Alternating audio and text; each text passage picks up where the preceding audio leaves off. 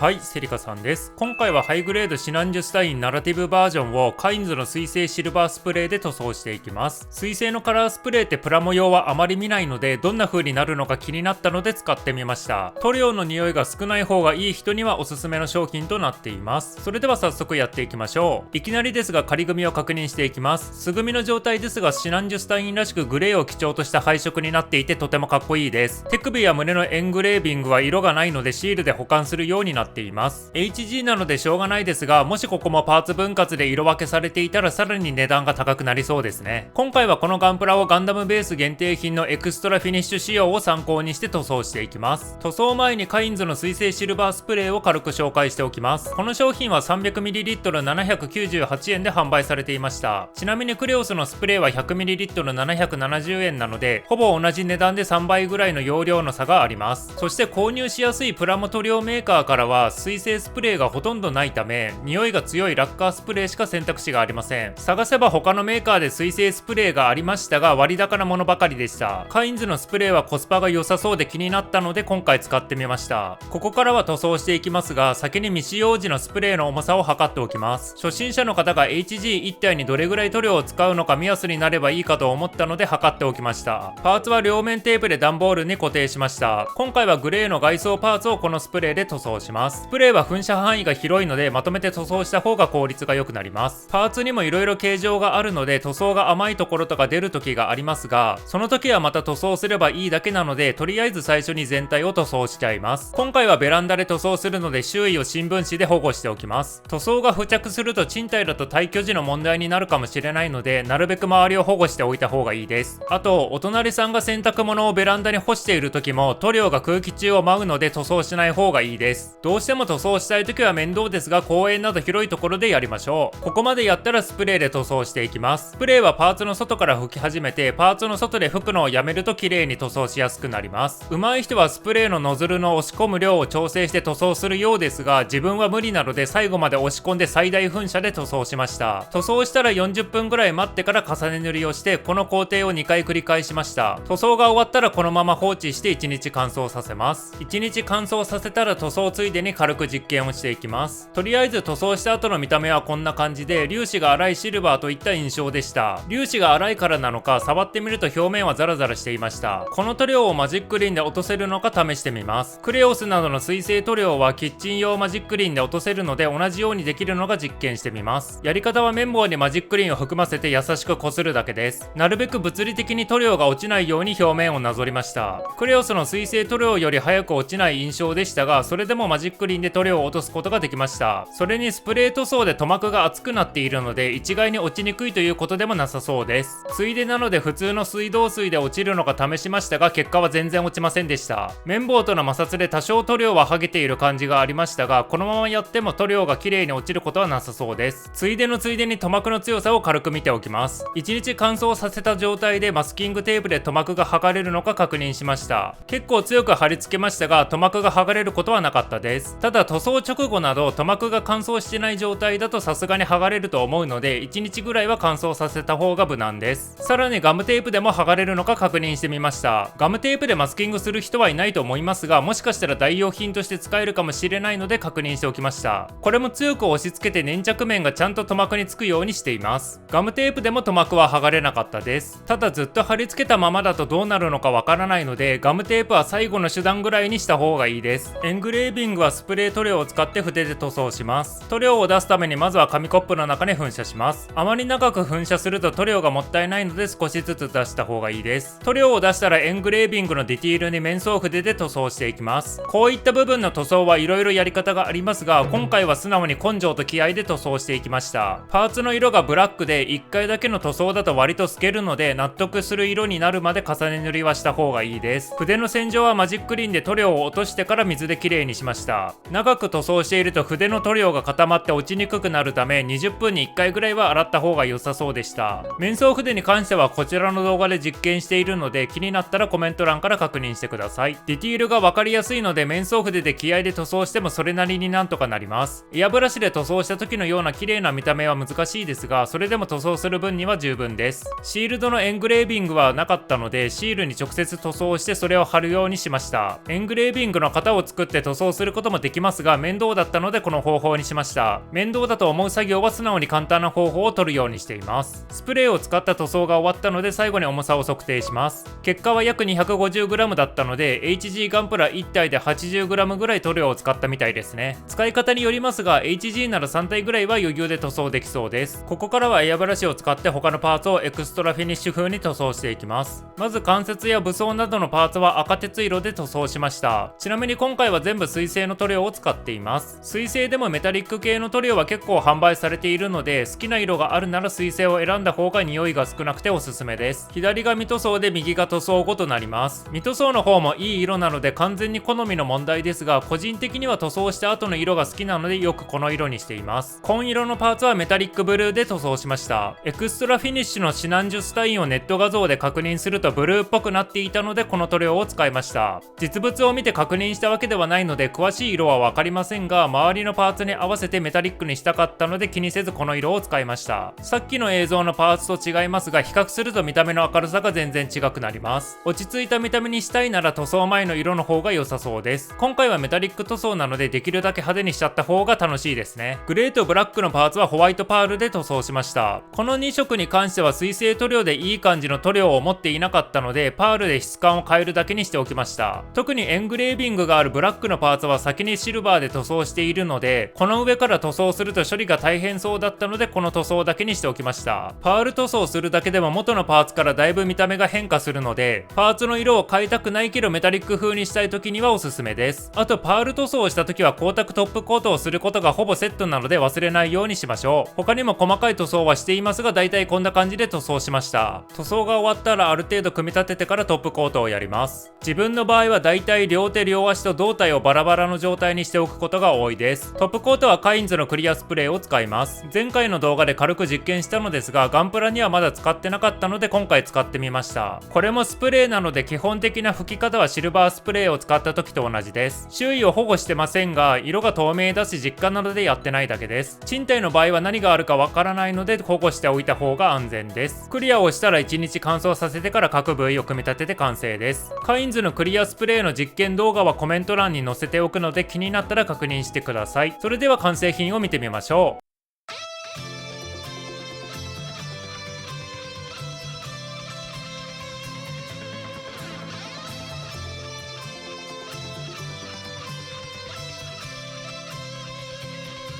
カインズのシルバースプレーで塗装してみましたが普通に塗装できるし見た目もシルバーらしく派手でとても便利なスプレーでした。何より水性で匂いが少ないので周囲に気を使わないで気楽に塗装できる点が良かったです。ガンダムベースで販売されているエクストラフィニッシュのようなシルバーではないですが気軽に塗装できてこのようなキラキラした見た目になったので個人的には満足です。まだまだスプレーの容量も余っているので他のガンプラでも使いたいと思います。余談ですがハイビームライフルにバズーカをセットしてもしっかり腕を保持してくれるのが個人的にびっくりしました。時間が経つと垂れてくるかもしれませんがちょっとポージングさせて動画や写真を撮るくらいなら気になりませんでした。ここまで見てくれてありがとうございました。このチャンネルでは普段はクリアカラーガンプラをメインに色々な実験をしながら動画を投稿しています。チャンネル登録前に他の動画も見ていただけるとプラモ作りの幅が広がります。それでは次の動画でまたお会いしましょう。